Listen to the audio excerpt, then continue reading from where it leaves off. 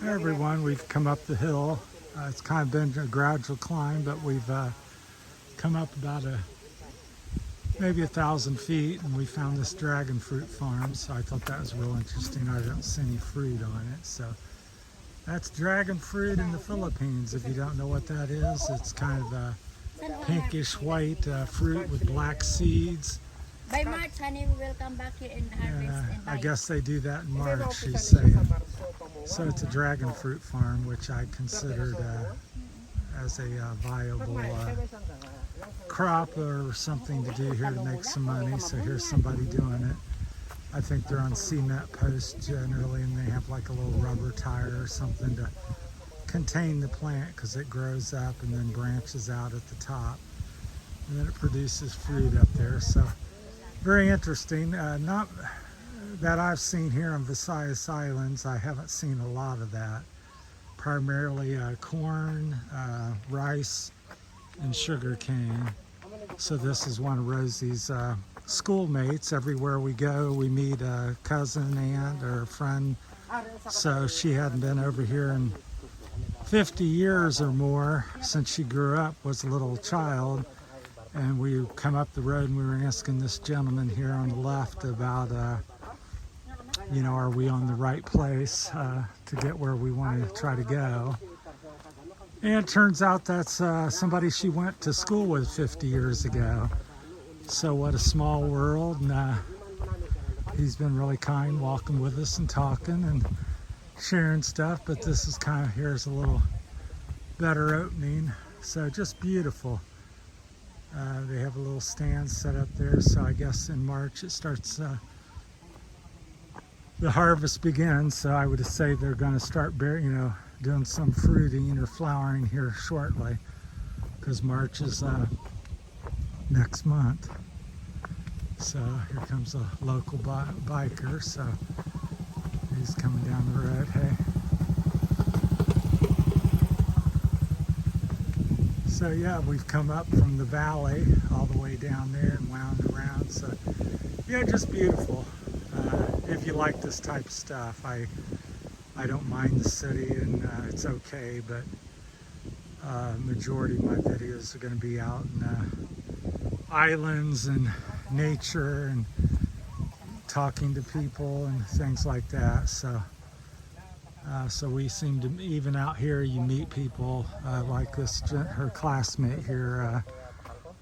Every day we run into 2 dozen people. We sat and had a little water and coffee with another family I met a couple weeks ago. So we've become friends, and so every time I go by, they say hi and come in. We sit down, chit-chat a little bit about life in America, life in the Philippines, so typical topics. So, and most people speak a little something. If you ask them something, they, and of course you get the younger people and more towards the bigger cities, English is much more fluent. I mean, we're out in the sort of mountains area, the provinces, so not as many people.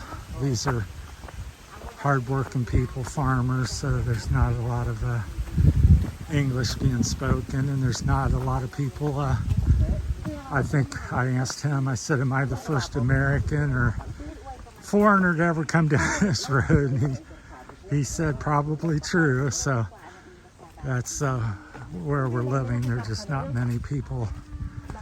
So when you don't have to speak English or get an opportunity, it's not practiced and retained. So it's much the same as in America. I never took the time to learn the language here because hardly anybody speaks that in America. Very few people from the Philippines.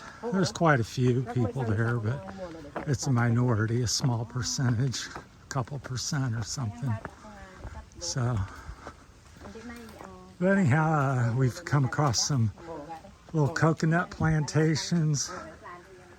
There's an old somebody's homestead or whatever. So we've come by a banana plantation. Here comes a It's a typical form of transportation to haul stuff. So haul all kinds of stuff, rice, and got the little girl on there. So hello. So yeah, they might have 3 or 4 or 5 people on that, or a stack of rice, or pigs, or whatever. That's like a little truck out here, very common and widely used. So very few people have trucks and cars out here. So motorcycle, number one, and then little 3-wheelers or so, little cart like that is the way the people get around and move stuff and supplies. Matter of fact, everything that came to our house came up on a cart similar to that one. So bed, refrigerator, whatnot was put on the cart and driven up the hillside, because the road or trail to our house is much like this one. Once again, we're on a road. This is a Province Road, and houses here and there off of it. So there's some over here. That's kind of a typical Province house, made of bamboo and metal roof. A lot of them are, half of them are probably bamboo and half of them are concrete, cinder block, hollow block, they call it here. And we got some roosters, cockfighting, I suppose, roosters. And yeah, it's a typical Philippine homestead here. Got the clothes hanging out and whatever going on. So roosters, pigs, and dogs, and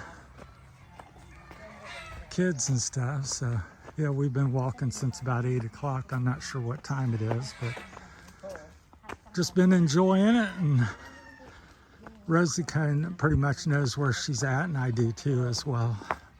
Not as well as she does, but I know we're heading towards the National Highway, which is a major thoroughfare here in Visayas Island. So it's typically 2 to 4 lanes wide, and asphalt and concrete.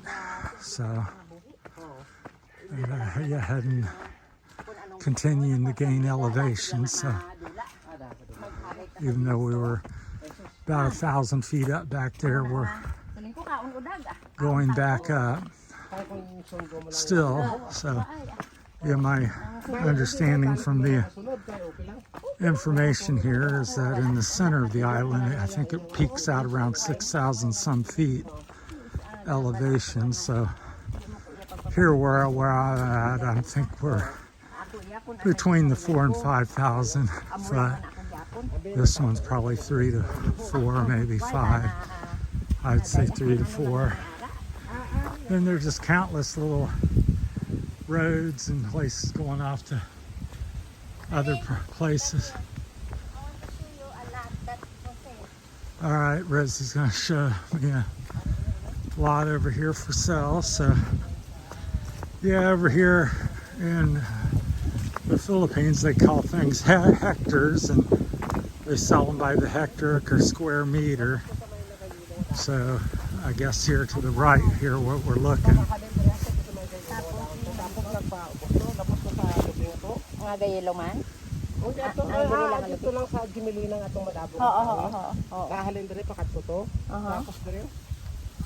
So how much is here? I see where it's kind of cleared off. This land is for sale. How much, and how much is it?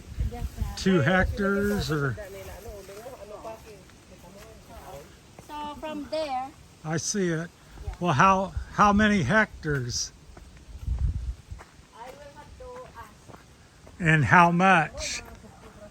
So I'll get you a little information. So 1.5 hectares, which is 3 or 4 acres in America. So it's pretty sizable. We call that a mini farm. So goes by that coconut tree there. So 3 or 4 acres in America, 1.5 hectares. So he's taking us over here up this bank here. Try to not knock myself out on this tree limbs. I'm quite tall. 6'4", so we'll look over the valley and then call this one a wrap. But yeah, so there's lots of land and different places for sale all over the Philippines. He's So from there, honey, from the mango, yeah, they're walking us back. I guess he lives here and knows who lives here because we're coming by somebody's house. But that's where it's so different in America. You know, people would be calling the police or throwing a fit if you walked through their lot or whatever. But out here, people just grab you and invite you in and say, "Come have some tea." So we're on just come out off the road. He's showing us this property. So yeah, it's a nice little piece. Pretty rugged. there's a stream here, honey. He So says, from that mango tree up to that, in that one tree like that. yeah, in the coconut center, tree, sort of the lot and line. then going up there, from Right. there, the place. All right, just beautiful. There's a little home green roof over there. I don't know if you can see it. I'll zoom in on it here. You can see it right there. Just beautiful. Little place over there. I'll go back out because it gets shaky when I'm tied in. There's we're not far from the road because there's the cell tower that sits along the National Highway. There's the cell tower, Rosie. So we're very close to the road. Yeah. Okay. Go back. All right, thank you.